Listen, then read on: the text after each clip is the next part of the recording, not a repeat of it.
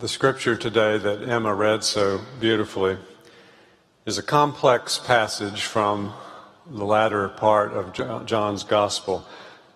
But I chose it today because it speaks so profoundly of the unity that we have as sisters and brothers in Christ, as human beings, as God's creatures, and the unity we have as humans with God. When we sense the unity that we have, we are family. And when we are family, we go deep and do everything we can to connect with people and to be with them through that journey of life that can be sometimes very difficult and challenging. And that's what I see that we're doing with our partnership with StepUp. We are expressing our profound unity in Christ, and we are going deep with them in their ministry. And I introduce now Ingrid Bullock, the Executive Director of StepUp Greensboro, and Anthony Bass, their lead trainer, to speak to you this morning.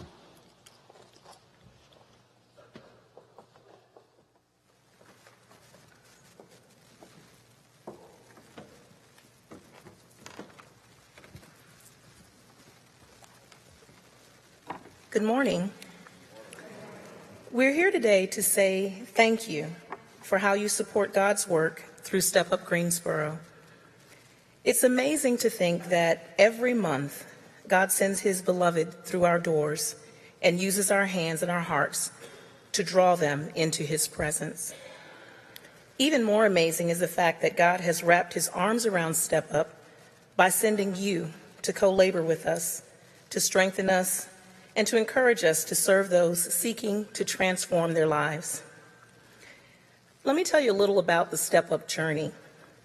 It begins with our job readiness training. It's a 36-hour training that takes place the first full week of every month.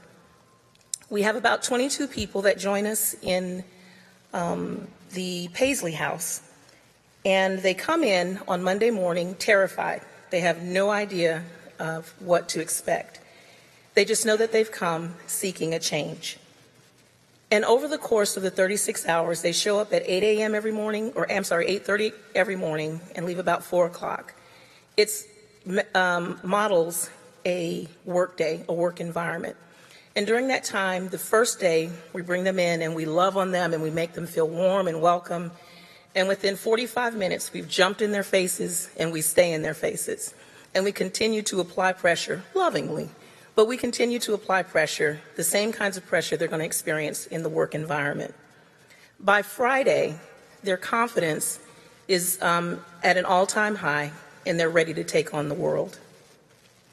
Following the job readiness training, we have bridge programs. And the bridge programs are designed to help people get a better sense of developing those skills that will make them more marketable. We have an extraordinary partnership with Guilford Technical Community College. They come to the Paisley House and they provide training, certificate level training to the participants to enable them to have longer training sessions with us. Some of the trainings take place at the GTCC campus as well, because we want those who are participating at StepUp to have a sense of what it's like to be in an academic environment, not just in the warmth and the welcoming environment of the Paisley House, but also what it means to produce out in the world. So through the bridge programs, they leave with certificates that would allow them to demonstrate that they're able to perform proficiently in the work environment. Following our bridge programs, of which there are about 8 that are running simultaneously, let me back up a step. In the bridge programs, we have trainings in specific targeted careers. That would include manufacturing, so people get forklift certifications, welding certifications, and machining certifications, in addition to a nationally recognized career readiness certification that would indicate their availability and ability to locate information and otherwise perform on the job.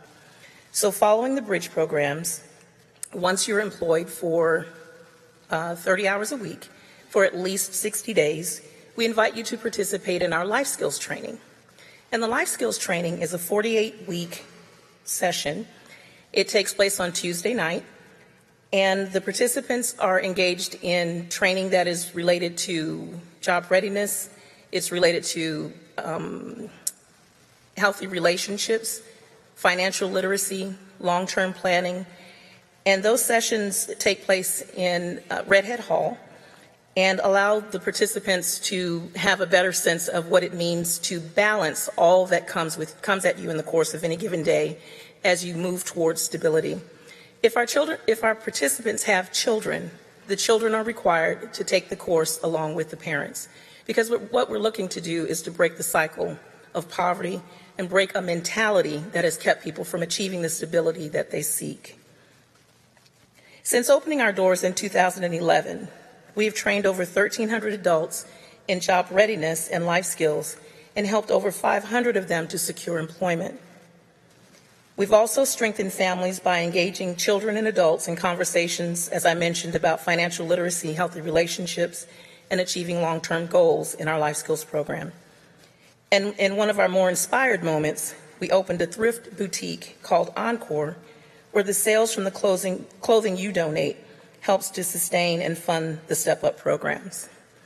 Now, we couldn't accomplish any of these things without your support, and Anthony is here to speak a little bit about the ways that you come alongside us as a community partner to help the work of StepUp.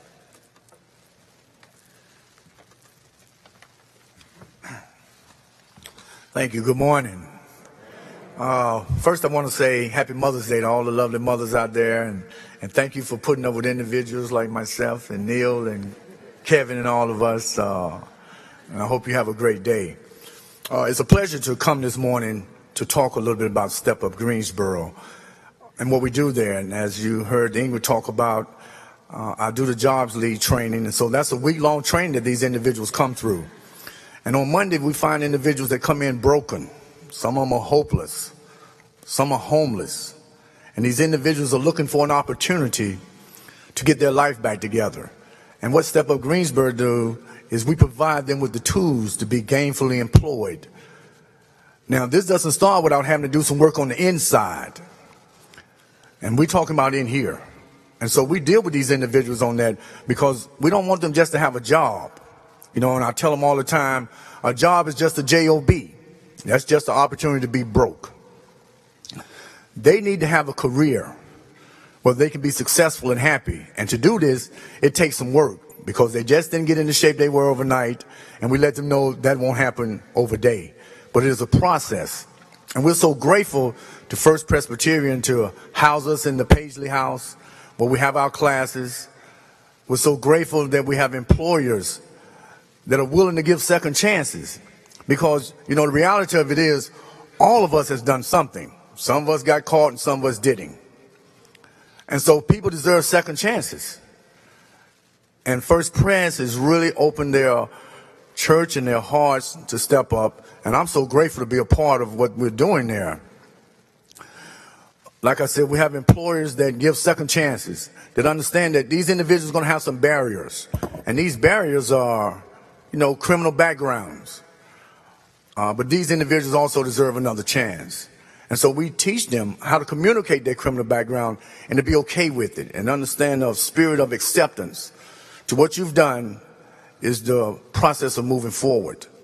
And then we teach them about conflicts because we know individuals get jobs and they're not keeping these jobs.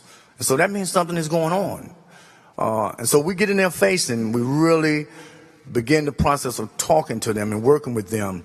We have churches that get involved in providing meals because you can't ask the individual to come to class from 8:30 in the morning to 4 and not give them something to eat or at least something to drink. So we have churches that provide meals. We have other individuals that come and do volunteer work. That is to help be mentors, to help at our clothing bank, to help facilitate classes because we talk to them about effective communications.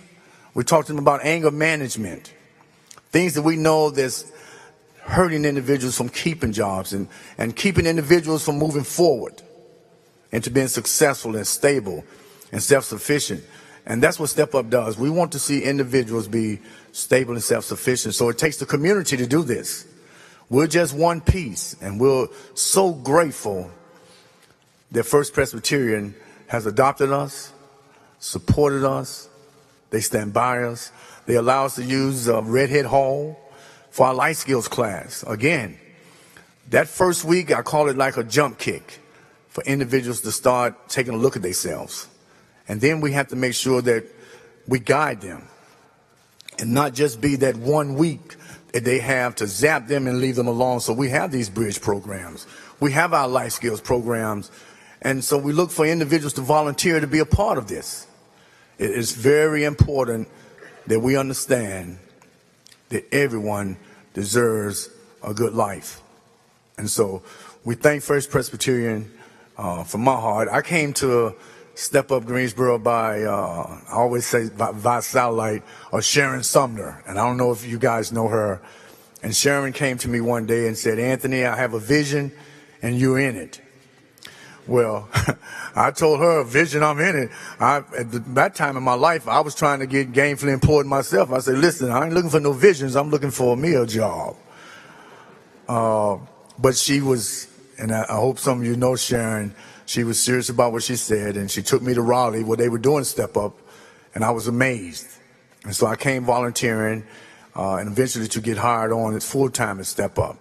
And so it's just a wonderful program of seeing the transformation of lives. And I hope that some of you all get an opportunity to come by on a Monday when we start the class and see these individuals, and then that transformation on Friday, to see them with courage, to see them with confidence that they can go out and be gainfully employed and be successful and stable in life. Again, thank you, First Presbyterian, for being such a great support for us. Thank you. Don't go anywhere.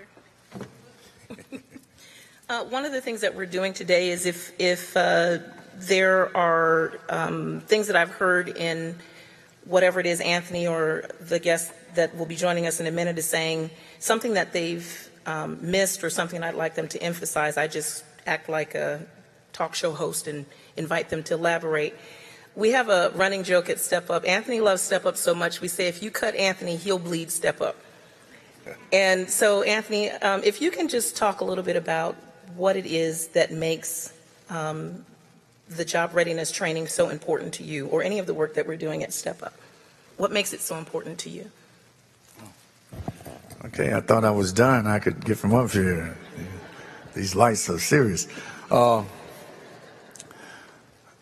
makes me come to Step Up each and every morning is, again, the opportunity to be of service to someone else. I think it's very important that we understand that God has us all to be of service to one another in some form or fashion. And so I get an opportunity each morning to come to work and to see individuals come in knowing that they didn't think it was another chance. I'm glad he would ask me that.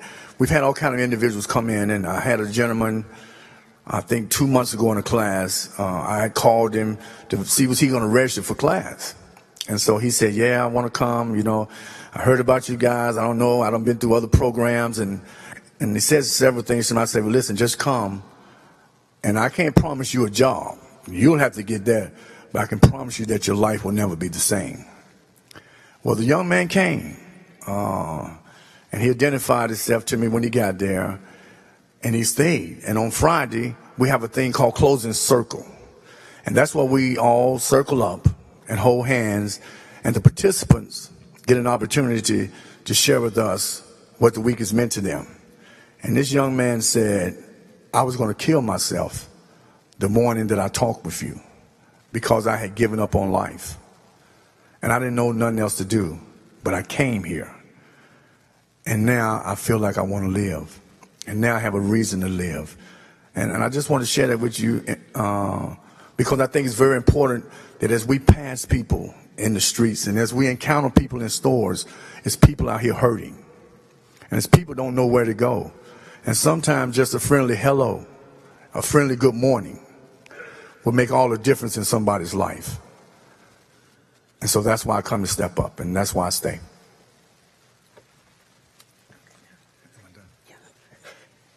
Thank you, Anthony. There are a million stories like that. The work that we're doing is not just teaching people how to write resumes, but it's teaching them to understand that there is a special call on their lives. we are grateful to have the opportunity to serve the community in this way, and that's why we're so particularly grateful for how First Presbyterian continues to support us time and time and time again. We want you to know that your support is more than just dollars. It's more than just a building. It's more than just the time that you take to come and volunteer. It really is saving and transforming lives. Another reason that we're here today, other than to tell you about the programs, is to let you hear directly from the people whose lives are touched by the work taking place at StepUp. Come on. Joining us today is Jeffrey Springs. And Jeffrey has been a part of the StepUp family I'm going to let Jeffrey tell you how long he's been a part of the StepUp family, because I didn't put that in my notes. An interesting fact about Jeffrey is that several members of his family have completed the job readiness training. And I'd like Jeffrey to just tell us a little bit about his StepUp journey. And if there's something I think he needs to emphasize, I'll be back. Good morning, and happy Mother's Day. My StepUp ministry started with my nephew. He came through this program first, and he was only like 17. He was turning 18. And he kept telling me about StepUp Ministry. He wanted to go through this program. And he had just actually completed Job Corps, but he still was having problems finding a job because he didn't have any work history or anything. So I said, well, Devion, maybe it's a good idea that you do go through the program. And he went through the program, and he kept coming home talking about the job readiness program, the life skill, the different things that were going on, and how they kind of like loved them and, made them feel welcome and stuff like that. And I was like, wow, that's a good program, and little did I know for myself that my wife had passed away. We went to New York, and my wife passed away. And I came back to I came back to North Carolina. And, I was feeling like depressed a little bit. So my kids asked me, would I move back? Because I was living in Winston. They asked me to move back to Greensboro to kind of be close to my family. And I decided to move back because I was working at this other job, but it wasn't working out the way I thought it was going to work out. So I left, and I really took a leap of faith, because, my kids were saying, well, what's more important? Your health is more important, or this job that, is not really working out for you? So I decided to leave. And in the process of leaving, I really couldn't stay with my kids because they were staying with their mother, and we was divorced because I had remarried again. And I decided to go to the shelter. And I was in the shelter, and I was starting to feel even more depressed because I was wondering if I made the right decision. But I knew that my health and everything else was kind of deteriorating. So I decided to leave, and I came to Greensboro, and I stayed in a shelter. And I remember what my nephew was saying about this program called StepUp Ministry. So I said, well, I'm not doing anything. And one thing about the shelter I was in, they always tell you every morning when you get up, try to be productive, try to do something, try to better yourself. Don't just sit around here waiting for your time to end, because you're not going to get anything. And I knew I wanted to better myself, so I started with StepUp Ministry. And I went through the 5-day program and everything, and I started to look for work, and Anthony and them started to, they partnered with me, and they was trying to help me with applications and stuff like that. And, eventually I landed a job, Southeastern, a company called Southeastern came in, and they were willing to give me a chance, and it didn't happen overnight because I wanted it to happen even quicker than it did, and I had to keep coming back to StepUp, asking them about the application I put in and when this is going to happen. And Anthony would always tell me, okay, just be patient. Don't worry, and I learned a little patience behind that too, because sometimes I want what I want when I want it, because I feel like I went through this program and I deserve to get this right now, but I found out that it's in God's time. It's not my time, it's God's time. The only thing I'm responsible for is putting the footwork in, and I have to let God take care of the rest. And once I started to do that, you know, like I said, Southeastern came there, they did the interview with us, and they told us they would get back to us. Well, I thought it was going to happen the next day, and it didn't. It took about maybe a week or so for them to get back to us, but I still kept looking. I kept, you know, putting in applications and stuff, and eventually they came back to us and they said they was going to give us a try. Well, they were going to give me a try, and I started working probably about 12 hours every 2 weeks, you know, and at first I didn't feel like, I said, dag, I thought I was going to get a 40-hour job, and I'm only working 12 hours a week. But in that, you know, Anthony was telling us, just be patient, you know, work with that, work with what you got right now. So I started to do that. I started to work with the 12 hours, and I started to, you know, do different things. And then Anthony and them came back to me and told me there was this lady that needed somebody to clean houses. And would I be willing to do that? And I said, yeah, whatever I have to do to better myself, that's what I would do. So I kind of got with this lady, and she had some houses, and I started cleaning the houses for her and stuff like that. And then she asked me, could I paint? And I started painting for her.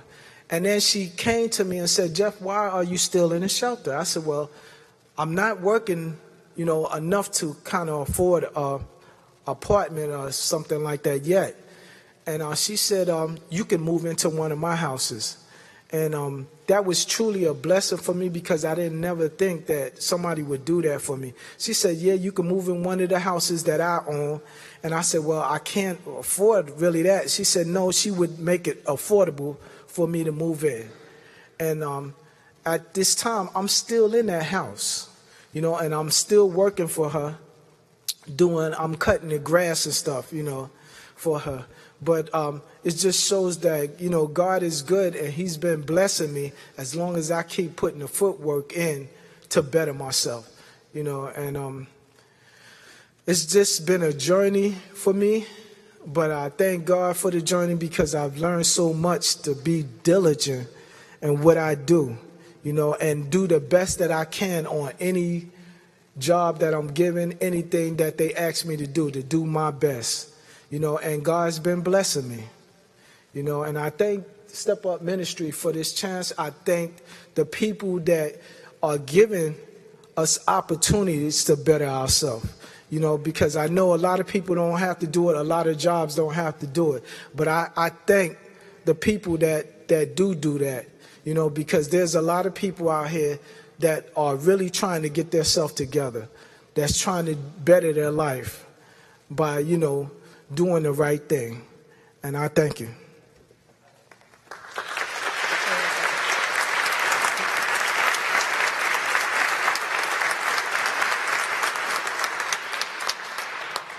Thank you, Jeffrey. I just want to ask you just one quick question.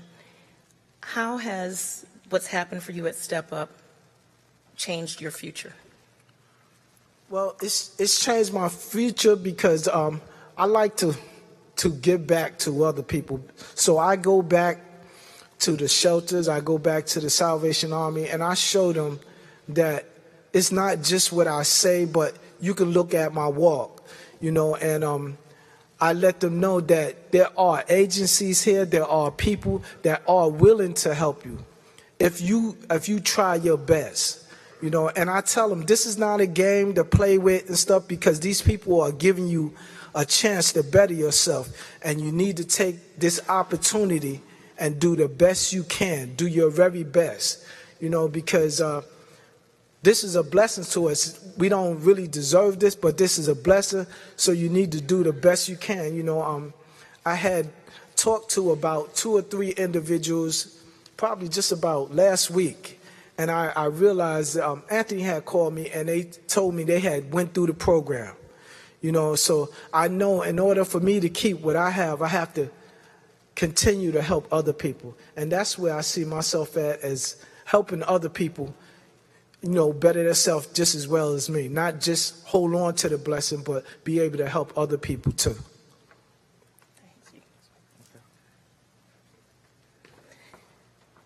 Thank you, Jeffrey, and thank you, First Presbyterian, for inviting us here today. We are eternally grateful for your ongoing support. Your program insert has information on how our community partners help Step Up meet our ongoing needs for volunteerism and other assistance. We have our volunteer coordinator with us here today, Marcia Cole. Marcia, if you would stand up for just a second so everyone can see you. This is the person that you're going to be speaking with when you call to volunteer with us at Step Up. And there are a number of ways that you can get engaged.